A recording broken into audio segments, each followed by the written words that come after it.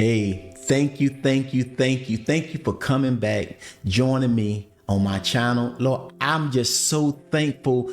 I'm just so thankful. I got some great responses from people, and they was excited about the testimony that I was doing in part one and part two. Hey, I want you to know something. All of this is not my doing. It's being led by the Holy Spirit of God to allow people to see me from where he brought me from. And I'm not the person that you see now without him. Hey, family, I want you to know something. I'm excited because this great God we serve, he's worthy to be praised. Thank you for joining me again on my world, my testimony. And I am excited today to tell you the rest of the story. Now, I have some things that I want to talk about, which is my family. Oh man, I tell you, my wife, my kids, you just wait to part four. You can't miss part four, because part four is going to give you something that is so important to me. You're going to see me grow. You're going to see me do things that I didn't even know I can do. So I want you to make sure you join us on part four, because that's going to be the part that's more exciting than all of the other parts to me. Is part four. Hey, you remember now, I'm getting out of prison. I'm a new creature in Christ. I am new on the streets. I'm just coming home. AK, he's gone. Man, he's gone. Arthur, he's gone. There's a new sheriff in town, and his name is Forrest. Now you got to understand, people coming up to me and say, hey, what's your name? Forrest. Because I did not want to have nothing to do with any of those names that brought me so much hurt and so much pain. Family, I tell you today, this God we serve is great.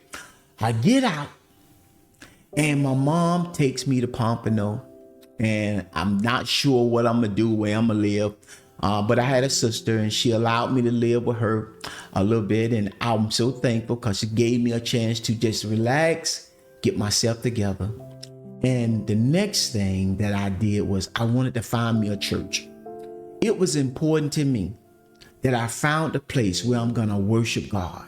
I didn't even have a job. I didn't have a car. I didn't have nothing, but I wanted a church. And I visited a couple of churches, but I set up for this church in Pompano called Hopewell Baptist Church. Now, when I went in this church, there was this tall gentleman whose name was Dr. Robert Stanley. And when I met him, I liked it, what he was talking about. I liked it, the way he approached the gospel. And man, I joined that church. And when I joined that church, I was there Sunday. I was there Tuesday. I wasn't involved as much as I should have at the time, but I was working towards trying to be the best I can be. Hey, family, when I joined that church, I didn't have a job. I had a friend of mine, and he used to cut hair on the porch, and man, he's a great barber. Man, I've never seen that many people waiting on a haircut on the porch. Man, this guy was good. And one of the guys there, and God bless his soul, he went on to glory. But he offered, I was talking about me getting a job, and I didn't have a job. He said, hey man, I'll get you a job. And I said, oh, for real? I said, man, I just got out of prison. He said, man, I know that. But what happened is he was a supervisor at this place called the AQC Group. Now, family, I didn't know nothing about it, but he told me to come, and I filled out the application. They hired me. They showed me what I was going to be doing, and I was excited. You just got to understand, I was so excited to get back to doing something normal. And man, they hired me, and I was in there. They had me in a room by myself, and this machine, you have to hold a bag, and it puts the toner in the bag. I was making the toner for the copy machines, and that's the kind of work that we was doing at this place. And man, I went in there every day. I was excited. I wasn't late. I was on time. I was there. I was dirty. I was filthy, but I was working. And man, I was happy. And I was just doing my thing. And every day I was looking to help wanted ads because they really wasn't paying a lot of money. But I just was looking in the help wanted ad. And one day I saw a job down in Davie, Florida. When I went down there, I said to myself, I'm gonna get an interview. And I called and they set me up an interview. And one of my days off, I went down and I talked to the guy.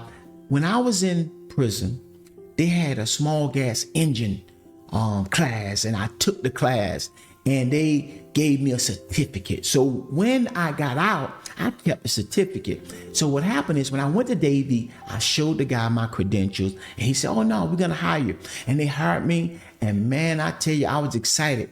I had one problem. I had to go back down to Pompano. And the next day I had to tell these people that, hey, I'm gonna put my 2-week notice in because our family, I want to do it right. I put my 2-week notice in, and the guy, he said, hey, when I got ready to put it in, he talked to me. He said, hey, man, we don't want you to go. You're a good worker. And man, we want to give you a raise. And I was like, what? You want to give me? Oh man, family, I tell you, when somebody say something good about me, it just did something for me, because you got to understand, for so long, people didn't say good things about me. So that was so exciting. But nevertheless, I didn't stay. I ended up leaving and I went to Davie small gas engine. Man, when I got that job, I got down there and I was excited, and I started to work a little bit, and the guy said to me, hey, you got to change the oil in the truck. So family, you know me, I don't know nothing about no oil. I never worked like that before, but nevertheless, I say I'm gonna try it. And I got up under the truck, I got a bucket to catch the oil, and I put it up under there. When I took the screw out for the oil to drain, it went into the bucket. When it went into the bucket, it overflowed because the bucket wasn't big enough, because I didn't know how much oil was in the truck. And man, that oil went everywhere. It was over everywhere. The owner came out and he was fire hot. I mean, he was mad. He was like, man, you should got a bigger bucket. You should have done this and that. And I was like, oh man. I said, man, I'm sorry, man. I'm gonna take care of it. I cleaned it all up, man. And I was back to working again. And a week passed and a couple of days passed. And all of a sudden I had to work on a chainsaw. Didn't know much about chainsaw, because when I was in prison, family, we worked on old equipment. Bread and scrap. These boys got Hitachis, Yamahas. Boy, I didn't know nothing. But nevertheless, I was working on a chainsaw. I took the chain off, cleaned the chainsaw, sharpened it the way they showed me, and I put it back on. Now, when I put it on, I didn't know. I put it on backwards. So when the guy took it on the job, he had to spend time taking it off and turning it around. And he came and told his boss. And when he told his boss came to me, said, man, you're a good worker, but I gotta let you go. Family, I'm fired. Imagine being fired. I'm like hurt. I'm like down. I'm like, oh man, what am I gonna do? And I'm thinking to myself, I cannot quit. I gotta fight. I gotta fight. Hey family, I tell you, I was going down the street in Pompano, and all of a sudden I saw a help wanted sign for a small gas engine. And so, hey, I stopped, went in, showed the guy my credential. He hired me. I'm off again, family. It's another 2 days. This about 2 days after I got fired, and I found another job. And I was excited because, family, you got to understand, I wanted to prove something to myself that I can do it. And family, they hired me. I went in there. I was excited. I was doing everything they needed. And all of a sudden, he wanted me to work on this big compressor. And when I worked on this compressor, now you know, I ain't never done this. So I take it down, I take out the pistons, and I'm working, and I'm putting new pistons, I'm putting new stuff back into it, and I close it up, and I get ready to start it up. And by the time I started up, boom, it blew up. Family, that thing, everybody came out and said, what happened? And I had done blew up the machine. I said, golly. And the man said, hey man, you're a good worker, but you don't know that much, man. And I said, hey, man, just give me a couple of more weeks and I'm going to do it. And the man, he gave me a couple of weeks, but he ended up firing me anyway. Family, I'm fired again. And I'm like, what in the world I'm going to do? Hey, I'm like, man, I was hurt, family, because I really did. I want to do good. And man, if I didn't tell you this, but when my first job, which was the AQC group, one day when I was working there, I was in the back part of they had a big building. So I was in the back of the building, and the manager was back there talking to one of his buddies. He wasn't talking to me. I was just doing some work. I think I probably was sweeping or doing something, cleaning up.